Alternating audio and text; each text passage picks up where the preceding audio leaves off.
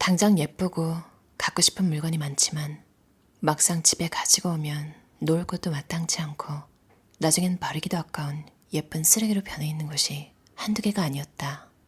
이런 물건들은 꺼내놓아도 번잡하고 서랍에 처박혀 있어도 귀찮다는 것을 알게 된 것이다.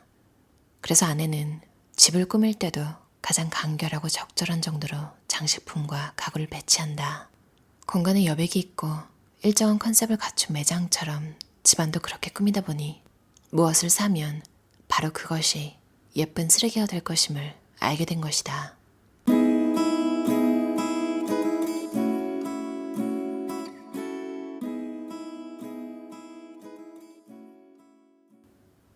인간은 경제적 자립을 위해 돈을 필요로 한다. 인생에서 돈에 대한 문제를 해결한다는 건 영적 각성만큼이나 삶에 있어 중요한 가치다. 방치하거나 무시하면 현실의 돈 역시 나를 무시하거나 방치하기 때문이다. 돈을 세속적이라는 이유로 방치하고 두렵다고 피하면 그 피해가 나와 내 가족 전체와 다음 세대까지 이어지며 평생 노동의 굴레를 벗어날 수 없다. 나는 가족을 위해서라면 하루도 쉬지 않고 일하던 노동자 아버지 밑에서 태어나 겨우 굶지 않을 정도의 어린 시절을 보냈다. 그러나 지금은 미국 정부와 한국 정부에 1년에 수백억의 세금을 내는 사람이 되었다.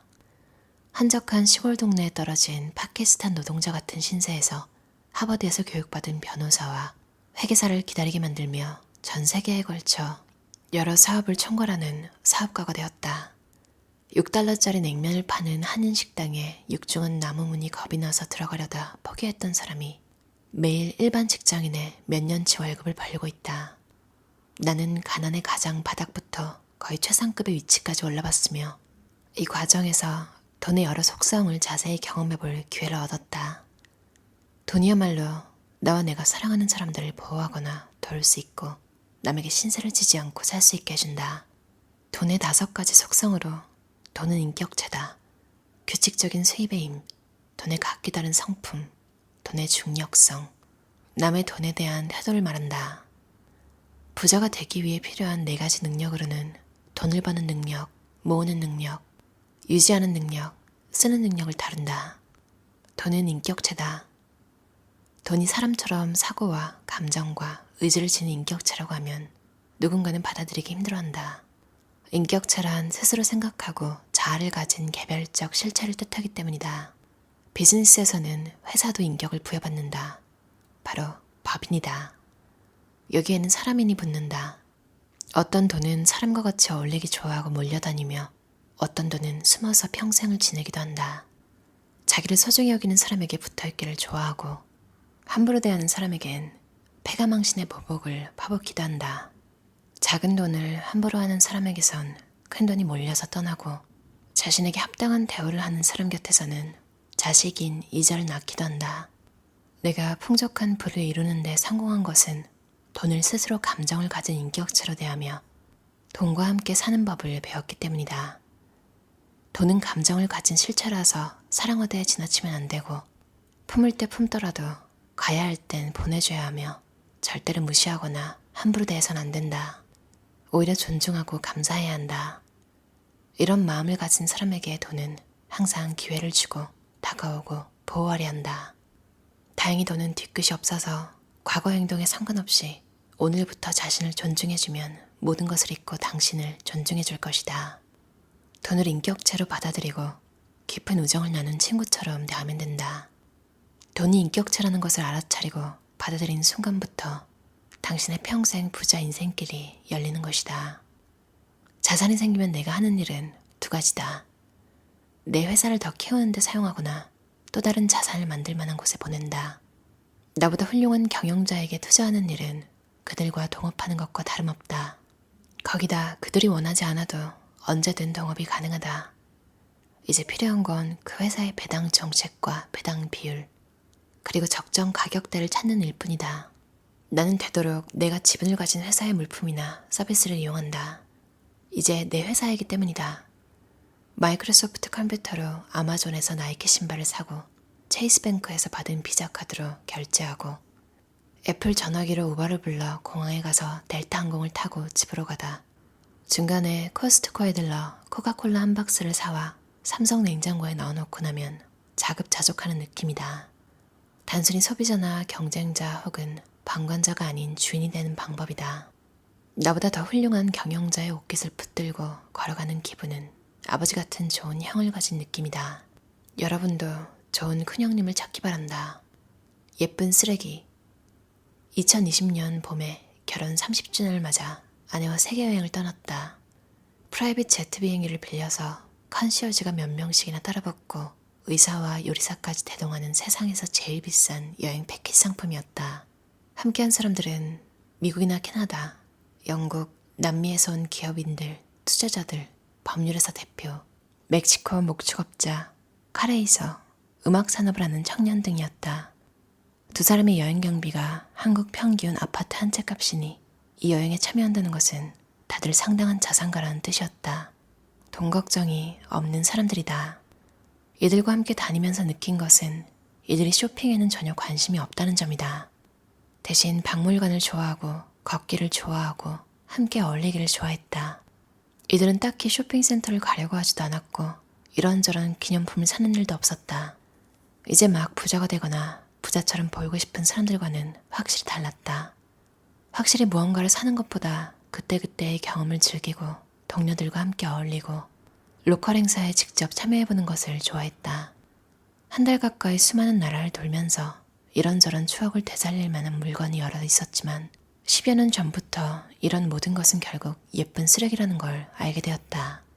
당장 예쁘고 갖고 싶은 물건이 많지만 막상 집에 가지고 오면 놓을 곳도 마땅치 않고 나중엔 버리기도 아까운 예쁜 쓰레기로 변해 있는 것이 한두 개가 아니었다.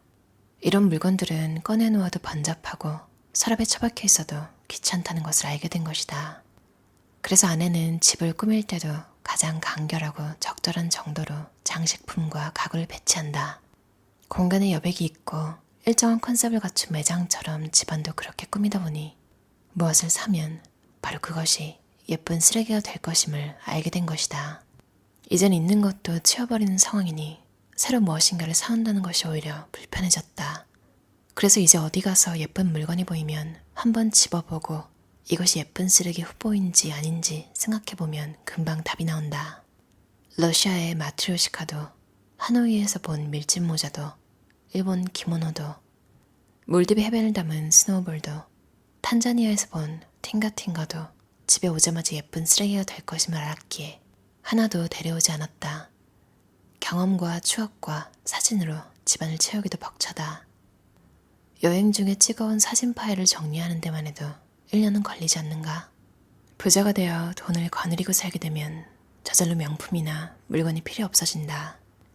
구찌 마크가 촘촘한 가방을 자랑할 것도 자랑할 이유도 없어진다.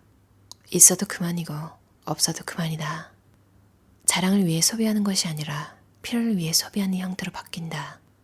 그때는 오히려 로고가 안 보이는 좋은 제품을 차게 되고 오메가나 롤렉스 시계가 아니라 $200짜리 몬데인 시계를 차고 다녀도 멋있어 보인다. 아무리 예뻐도 결국 쓰레기다. 쓰레기는 버리거나 치워야 한다. 돈을 주고 쓰레기의 예쁨에 현혹될 이유가 없다. 차라리 그런 돈으로 가장 좋은 의자와 가장 비싼 베개를 사고 가장 좋은 침대와 이불을 사고 수제화를 신는 것이 낫다. 사람은 어디서 무엇을 하든 이것들 안에서 살아가기 때문이다. 좋은 돈이 찾아오게 하는 7가지 방법. 1. 품이 없는 모든 버릇을 버려라. 욕을 하고 투덜거리는 것, 경박한 자세로 앉아있는 것, 남을 비웃는 것, 지저분한 차림, 약속에 늦거나 변경하는 일 등의 이런 모든 행동은 품이 없는 짓이다. 2. 도움을 구하는데 망설이지 마라. 묻고 요청하고 찾아가고 부탁하라. 반드시 물음에 답을 주고 도움을 주고 반기는 사람이 있다. 3. 희생을 할 각오를 해라. 작은 목표에는 작은 희생이 따르고 큰 목표에는 큰 희생이 따른다. 공부를 위해서는 잠을 포기해야 하고 돈을 모으기 위해선 더 많은 시간을 일해야 한다. 4. 기록하고 정리하라.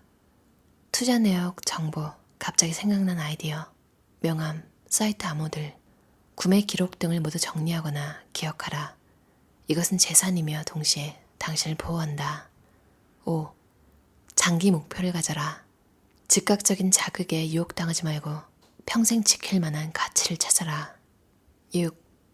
제발 모두에게 사랑받을 생각을 버려라. 눈치 보지 말고 비난에 의연하고 무리와 어울리는 것에 목숨을 걸지 마라. 진정한 친구는 2명도 많고 가족의 지지가 모든 것의 기초다. 부정적인 사람과 결별하고 당신보다 나은 사람들과 어울려라. 7. 시간이 많다고 생각하지 마라. 투자는 지금도 늦었고 저절로 수고 없이 느는 것은 나이밖에 없다. 1살이라도 젊어서 투자하면 1살이라도 어릴 때 부자가 된다. 어떠셨나요? 김승호 저자의 돈의 속성이라는 책이었어요. 스노우폭스 북스에서 나온 책이고요. 200세를 기념해서 개정 증보판이 나왔어요. 양장본으로. 저는 전자책으로 읽어서 크게 상관이 없긴 한데 종이책 읽는 거 좋아하시는 분들한테는 읽는 맛이 조금 더 나는 그런 기회일 것 같아요. 여러분은 돈을 왜 버시나요?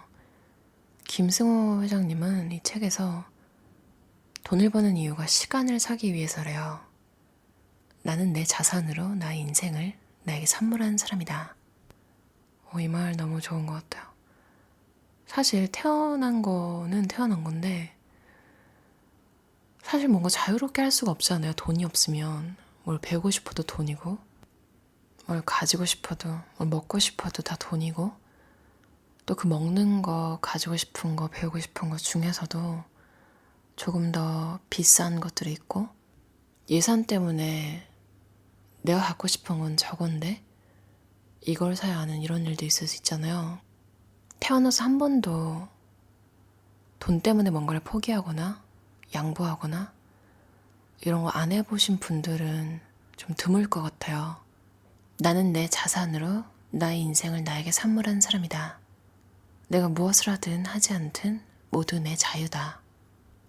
모든 시간을 나를 위해 쓸 수 있으니 무엇이든 공부할 수 있고 필요한 모든 것을 구할 수 있다. 자본이 생길수록 투자 대상의 정보의 양과 질이 달라진다. 돈을 벌어 시간을 썼더니 시간이 나를 공부시키고 전문가를 만나게 하고 더 좋은 정보를 얻을 수 있게 해준다. 어렸을 때는 이해가 안 가잖아요. 진짜 생각 없이 공부만 할 수 있으면 좋겠다. 어른들이 막 이런 말 할 때 무슨 소리야. 돈 벌어서 맛있는 거 다 사 먹고 놀러 다니고 이런 거 할 수 있는 어른이 더 좋은 거 아니야? 근데 사실 또 자라보니까 그 말이 가끔 생각이 나잖아요. 진짜 아무 걱정 없이 공부만 할 수 있다는 건 진짜 축복이구나. 물론 모든 10대가 다 그럴 수 있는 건 아니겠죠. 그러니까 가정 환경의 영향도 있고. 그래서 김승호 회장님의 이 문장이 되게 와닿는 것 같아요. 와, 스스로 이룬 내 자산으로 나의 인생을 나에게 선물한 나에게 내가 원하는 걸 다 공부시켜줄 수 있는 능력, 최고의 전문가들. 이 책을 읽으면 읽을수록 그러니까 개정증보판 전에 것도 제가 리뷰를 한번 했잖아요. 그때 읽으면서 정말 와, 통찰력이 대단하시다. 그러니까 부에 대한 그런 감각도 있지만 가족을 챙기는, 가족을 또 어떻게 챙겨야 하는. 전에도 얘기했었는데 그러니까 학교에서 그런 걸 안 배우잖아요. 원래 잘 사는 게 아닌데 그러니까 가족들이 뭐 다 고만고만 할 거잖아요.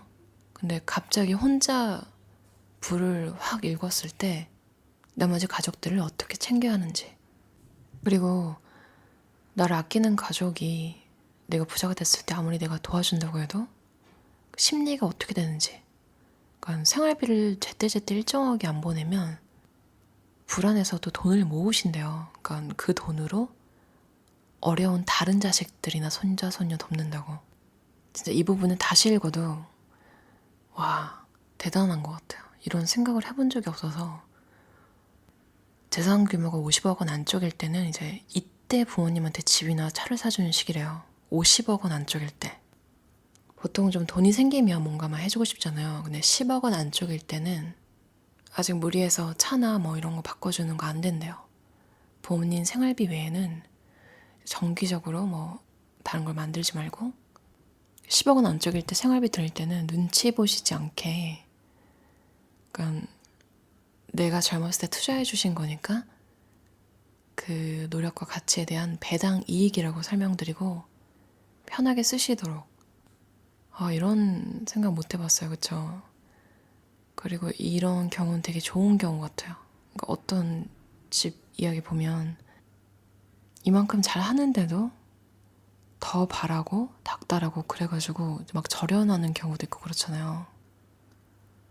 50억 원 안쪽이 될 때는, 그러니까 10억 원 이상이 되고 50억 원 안쪽이 될 때는, 그때는 이제 진짜 집도 바꿔주고 차도 바꿔주고 이제 조카들 용돈이랑 조카들 학비, 그러니까 거의 뭐 다른 형제들의 자녀들도 다 케어해주는 시기인 거래요. 왜냐면 이렇게 그 형제들의 자녀를 챙겨주면 내 자식을 챙겨주고 있잖아요. 그러니까 그런 사람한테 이상한 무리한 부탁을 하지 못하게 된다고 하네요. 정말 얼마나 많은 상황에 부딪혀 보셨을지, 가족 이야기뿐만 아니라 저는 김승호 회장님 책을 읽으면서 제가 인상 깊게 읽었던 책들의 주인공들이 몇몇 생각이 났어요. 전문가라고 다 믿지 않고 미디어에도 휩쓸리지 않고 이런 부분을 읽을 때는 롤프 더블리가 생각이 났고요. 스마트한 생각들이라는 베스트셀러 쓴 작가인데요. 그분 생각도 났고 약간 좀 되게 비슷해요. 생각하는 거나 행동하는 방식 이런 게 되게 군더더기 없이 되게 깔끔한 게 있는 것 같아요. 그리고 또 투자 이야기 할 때는 워런 버핏 다들 떠올리셨을 것 같아요. 되게 비슷하고요. 그리고 제가 스콧 아담스라는 만화가이자 저자 좋아하는데, 스콧 아담스가 책에서 한 말이 김승호 회장님 행동 방식이랑 또 비슷해서 그 생각이 났어요. 사실 많은 부자들이 이런 경험을 하는 것 같아요. 어퍼메이션이라고, 그러니까 확언 같은 거 있잖아요. 내가 스스로 계속 되뇌이는 거. 근데 스콧 아담스도 그게 안 먹힐 때가 있었는데 마음속 어딘가에서 내심 그걸 그렇게 간절하게 원하지 않았을 때래요. 근데 김승호 회장님도 뭔가 이루고 싶을 때 제일 중요한 게 내가 이걸 진심으로 이루고 싶다는 마음이 들어야 한대요. 제가 읽었던 부분, 예쁜 쓰레기도 잘 정리해서 물건보다 경험에 투자하고 쓸데없는 것을 집에 들이지 말라는 이야기잖아요. 참 뭔가를 가지고 싶다고 생각하는 것도, 그러니까 뭔가 되고 싶다 이런 욕망도 잘 지켜봐서 혹시 그것도 내 욕망이 예쁜 쓰레기가 아닌지.